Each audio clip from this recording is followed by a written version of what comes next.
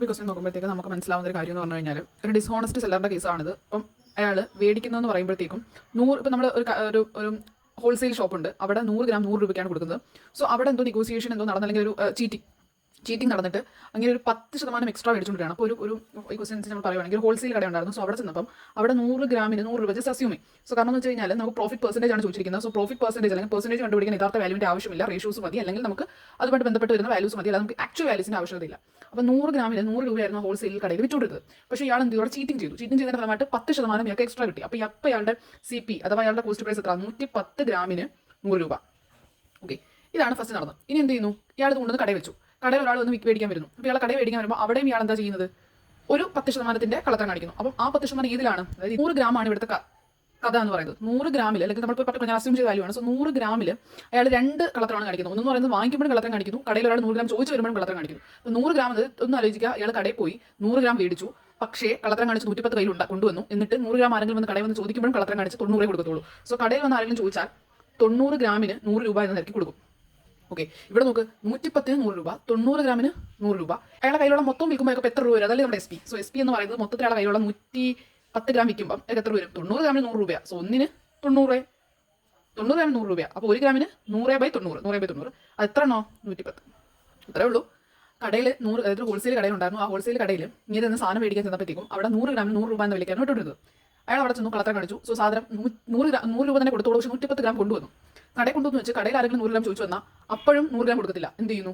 കുറയ്ക്കുന്നു, 90 ഗ്രാമേ കൊടുക്കത്തുള്ളൂ. 90 ഗ്രാം 100 രൂപയ്ക്ക് കൊടുത്താൽ ആ 110 ഗ്രാം അയാൾ കയ്യിരിക്കുന്ന ഫുൾ സാധനവും വിറ്റാൽ അയാളുടെ കയ്യിൽ എത്ര രൂപ വരും? അതാണിത്. സോ ഇത് നമുക്ക് സോൾവ് ചെയ്യാം. കേട്ടോ, 15/9 ചെയ്യാം. 15/9 1.222 അങ്ങനെ പോയിക്കൊണ്ടിരിക്കും. സോ 100 കൊണ്ടാണ് 2 ഡെസിമൽ അപ്പുറത്തോട്ട് പോകുക. 100 കൊണ്ട് മൾട്ടിപ്ലൈ ആണ്. സോ അപ്പോൾ നോക്ക്, അയാളുടെ കയ്യിൽ നിന്ന് പോയ പൈസ നടക്കുന്നു. 100 രൂപ അയാളുടെ കയ്യിൽ നിന്ന് പോയി. അതായത് 110 ഗ്രാം വാങ്ങിക്കാൻ 100 രൂപ പോയി. 110 ഗ്രാം വിറ്റപ്പം 122.22. സോ പെർസെൻറ്റേജ് എന്താ? 100 കിടക്കുന്നത് കൊണ്ട് തന്നെ 22.222%. Which is equal to 22 2/9%. Okay, sugar ഉണ്ടായിരുന്നു. അപ്പോൾ ഷുഗറിൻ്റെ 3/4 ഭാഗം. അപ്പോൾ നമുക്ക് ഏതൊരു സാധനം ഉണ്ടെങ്കിലും അതിൻ്റെ 3/4 എന്ന് പറയുമ്പോൾ ആദ്യം ആ എമൗണ്ട് ഇൻറ്റു 3/4. അപ്പോൾ 1/2 ഓഫ് സംതിങ് എന്ന് പറയുമ്പോൾ അതിനെ 1/2 കൊണ്ട് ചെയ്യാം. റിമൈനിങ് അപ്പോൾ എത്ര കാണും? റിമൈനിങ് 1/2 തന്നെ കാണും. എങ്കിലല്ലേ ഇവരെ ആഡ് ചെയ്യുമ്പോൾ എക്സ് കിട്ടത്തുള്ളൂ. സിമിലർലി 3/4 ഓഫ് സംതിങ് എന്ന് പറഞ്ഞു കഴിഞ്ഞാൽ ബാലൻസ് അപ്പോൾ എത്ര കാണും? 1/4 ഓഫ് കാണും. കാരണം എങ്കിലും ഇവരെ ആഡ് ചെയ്യുമ്പോഴത്തേക്ക് നമുക്ക് 4/4 of x which equal to x തന്നെ വരും. സോ ഭാഗിക്കുന്ന രീതിയാണ്, ഇതൊരു ഫ്രാക്ഷൻ രീതിയാണ്. അപ്പോൾ ഒരു ഷുഗർ മൊത്തത്തിൽ 400 രൂപയ്ക്ക് വാങ്ങിച്ചു. അതിൽ അപ്പോൾ നമുക്ക് ഷുഗറിൻ്റെ പോർഷൻ 1ഉം പോർഷൻ 2 എന്നും എഴുതാം. പോർഷൻ 1ഉം ദെൻ പോർഷൻ 2. ഫസ്റ്റ് പോർഷൻ എന്താ ചെയ്യുന്നത്? ഫസ്റ്റ് പോർഷൻ -10 ലോസിന് കൊടുക്കുകയാണ്. അതിന് കറസ്പോണ്ടിങ് ആയിട്ട് കൊടുക്കുന്നത് 3/4 പാർട്ടാണ്. ഓക്കെ, അതേ കണക്ക് പോർഷൻ 2 കൊടുക്കുന്നത് 10% പ്രോഫിറ്റിലാണ്. ആ കൊടുക്കുന്നത് 1/4 ആണ്. സോ നമുക്കറിയാം നടുക്കത്തെ ഹോൾ ആണ് നമ്മൾ ചോദിച്ചിരിക്കുന്നത്. സോ ഹോൾ പെർസെൻറ്റേജ് എത്രയാണ്? Whole percentage. സോ അലിഗേറ്റ് ചെയ്യാം. 10 മൈനസ് എക്സ്. ഓക്കെ, പെർസെൻറ്റേജ് ഉണ്ട്, കാരണം ഇവിടെയും കൂടെ വരുന്ന പെർസെൻറ്റേജ് ആണ്. സോ അത് ഓട്ടോമാറ്റിക്കലി പോകാൻ എഴുതുന്നില്ല.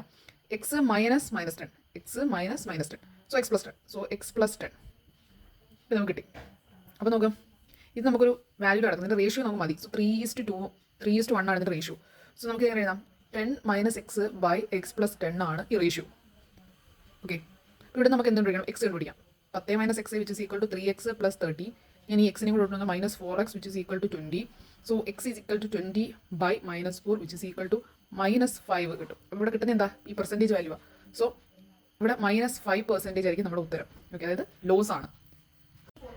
അപ്പോൾ ഈ ക്വസ്റ്റ്യൻ നോക്കി നമുക്ക് മനസ്സിലാവുമെന്ന് വെച്ച് കഴിഞ്ഞാൽ ഒരു ഹോൾസിനെ A-Bക്ക് കൊടുത്തത്, ഇപ്പം A-B എന്നൊരാളുണ്ട്. C നമ്മൾ പരിഗണിക്കേണ്ട കാര്യമില്ല. സോ A-Bക്ക് കൊടുത്തത് 6400 രൂപയ്ക്കാണ്. പക്ഷേ എക്ക് എപ്പോഴും നഷ്ടം 20%.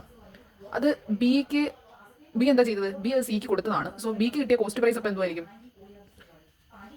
6000. ബിയുടെ സെല്ലിംഗ് പ്രൈസ് എന്ന് പറയുന്നത്, അതാണ് ഇവിടുത്തെ മെയിൻ കാര്യം എന്ന് പറയുന്നത്. ബിയുടെ സെല്ലിംഗ് പ്രൈസ് എന്ന് പറയുന്നത് എക്ക് 10% പ്രോഫിറ്റ് കിട്ടുന്ന ഏത് സെല്ലിംഗ് പ്രൈസ് ആണോ അതാണ് ബി സെല്ലിംഗ് പ്രൈസ് ആയിട്ട് ഫിക്സ് ചെയ്ത് വെച്ചിരിക്കുന്നത്. സോ അവിടെ നിന്ന് നമുക്ക് എയുടെ കേസ് മാത്രം എടുത്താലും ഇത് 0, ഇത് സാധനത്തിൻ്റെ കോസ്റ്റ് പ്രൈസ്. സോ ഇതാണ് 6400 രൂപ അഥവാ സെല്ലിംഗ് പ്രൈസ്. സോ ഈ ഒരു വേരിയേഷനാണ് എത്ര? 20%. നമുക്കറിയാം ഇവിടം തൊട്ട് ഇവിടം വരെ 100%. അതിൽ 20% കുറവെന്ന് പറയുമ്പോൾ 80% ഓഫ് CP ആണ് ഈ 6400. സോ നമുക്ക് CP എന്ത് കിട്ടും? 6400/80 × 100. 0.05338 8000 ആണ് ഇവിടുത്തെ CP. സോ ബിക്ക് കിട്ടിയത് ഈ 6400 രൂപയ്ക്കാണ്. ബിയുടെ സെല്ലിംഗ് പ്രൈസ് എന്ന് പറയുന്നത് എക്ക് 10% പ്രോഫിറ്റ് കിട്ടുന്ന വിലയാണ്. സോ എക്ക് 800 എ മേടിച്ച പൈസ. എക്ക് 10% പ്രോഫിറ്റ് കിട്ടണമെങ്കിൽ ഈ 8000ന്റെ 10% ആയിട്ടുള്ള 8800. സോ 8800 ആൾ വിൽക്കുന്നത്. സോ നമ്മുടെ വെച്ചിരിക്കുന്ന പ്രോഫിറ്റ് എത്ര ആണെന്നാണ്. പ്രോഫിറ്റ് എന്ന് പറയുന്നത് ഇവർ തമ്മിലുള്ള വ്യത്യാസം 8800 6400. സോ വ്യത്യാസം നമുക്ക് ഓൾറെഡി ഇവരുടെ വ്യത്യാസം എടുക്കാം. അതിനുവേണ്ടി 800 മാറ്റി വെച്ചാൽ 6800 8800 6400. സോ 800 നിന്നും 400 പോയി കഴിഞ്ഞാൽ എത്ര വരും? 400. 8 6 പോയ 2. So 2400. By selling an article, a man makes a profit of 25% of its selling price. His profit percentage is. അപ്പോൾ ഈ ക്വസ്റ്റ്യൻ അനുസരിച്ച് profit is equal to 25% of selling price ആണ്. സോ നമുക്ക് അങ്ങനെ എഴുതാം. Profit which is equal to 25% എന്ന് പറഞ്ഞാൽ 1/4 ആണ് ഓഫ് സെല്ലിംഗ് പ്രൈസ്. ഓക്കെ, അഥവാ നമ്മളിതിനെ നമുക്കിപ്പോൾ ഇങ്ങനെ എഴുതാൻ പറ്റും. 4 സെല്ലിംഗ് പ്രൈസ് എങ്കിൽ അതിനുള്ളിൽ ഒരു പാർട്ട് പ്രോഫിറ്റ് ആണ്. 4 സെല്ലിംഗ് പ്രൈസ് എങ്കിൽ അതിനുള്ളിൽ ഒരു പാർട്ട് പ്രോഫിറ്റ് ആണെങ്കിൽ കോസ്റ്റ് പ്രൈസ് എന്തായിരിക്കും? 3 പാർട്ടായിരിക്കും. അപ്പം 4 സെല്ലിംഗ് പ്രൈസ് എങ്കിൽ അതിനുള്ളിൽ ഒരു പാർട്ട് പ്രോഫിറ്റ് ആയിരിക്കും. സോ അതിനർത്ഥം 3 പാർട്ടാണ് കോസ്റ്റ് പ്രൈസ്. ഇതിനെ നമ്മൾ അല്ലെങ്കിൽ ഇങ്ങനെ എഴുതാൻ മതി. Profit divide by selling price which is equal to 1/4. ഇവിടെ എഴുതട്ടെ. സെല്ലിംഗ് പ്രൈസ് 4 ആയാൽ പ്രോഫിറ്റ് 1. അല്ലെങ്കിൽ ഇങ്ങനെ ഇതിനിപ്പം ഇത്രയും ഒരു റേഷ്യോയിലോട്ട് കൊണ്ടുവരാതെ ഒറ്റയ്ക്ക് എഴുതുകയാണെങ്കിൽ profit is 25% of selling price.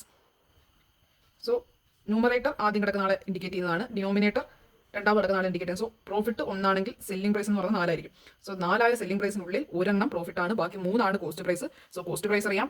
3 പാർട്ടാണ് കോസ്റ്റ് പ്രൈസ്. പ്രോഫിറ്റ് എന്ന് പറയുന്നത് ഒരു പാർട്ടാണ്. സോ അതുകൊണ്ട് തന്നെ നമുക്ക് പ്രോഫിറ്റ് പെർസെൻറ്റേജ് എന്ന് പറയുന്നത് profit percentage equal to profit by cost price into 100. 1/3 percentage value 33 1/3%. ഈ സെല്ലിംഗ് പ്രൈസിൽ പ്രോഫിറ്റ് കണക്കാക്കാന്ന് വെച്ചാൽ ഇപ്പം ഒരു കോസ്റ്റ് പ്രൈസ് ഉണ്ട്. ഒരു കോസ്റ്റ് പ്രൈസ് ഉണ്ട്. സോ അതിൽ നിന്നും ഒരു സെല്ലിംഗ് പ്രൈസ് ഉണ്ട്. സോ ഇപ്പോൾ ഒരു കോസ്റ്റ് പ്രൈസിൽ നിന്നും ഒരു പർട്ടിക്കുലർ വാല്യൂ ഇവിടെ കിട്ടുന്നുണ്ടല്ലോ, ഇവിടുത്തെ യഥാർത്ഥ വാല്യൂ. സോ ഈ വാല്യൂവിനെ നമ്മൾ സാധാരണ CP പെർസെൻറ്റേജ് ആണ് പറയാറ്. That is A normal thing. But നമ്മൾ നമുക്ക് എക്സ്ട്രാ കിട്ടിയ നമ്മുടെ പൈസയെ നമ്മൾ SP അടിസ്ഥാനത്തിലാണ് നമ്മൾ ഇതിനെ പറയുന്നതെങ്കിൽ അപ്പോഴാണ് നമ്മൾ പറയുന്നത് profit is calculating with respect to the selling price. നമ്മൾ സാധാരണ നമ്മുടെ കയ്യിൽ നിന്ന് എത്ര രൂപ പോയി, നമുക്ക് കയ്യിൽ നിന്ന് 100 പോയി 105 വന്നാൽ നമ്മൾ എന്ത് പറയും? 100നെ അടിസ്ഥാനപ്പെടുത്തി നമ്മൾ പറയുന്നത്. പക്ഷേ നമുക്ക് എത്ര രൂപ എക്സ്ട്രാ വന്നോ ആ പൈസയെ നമ്മുടെ കയ്യിൽ നിന്ന് പോയ, അതായത് സെല്ല് ചെയ്ത പൈസ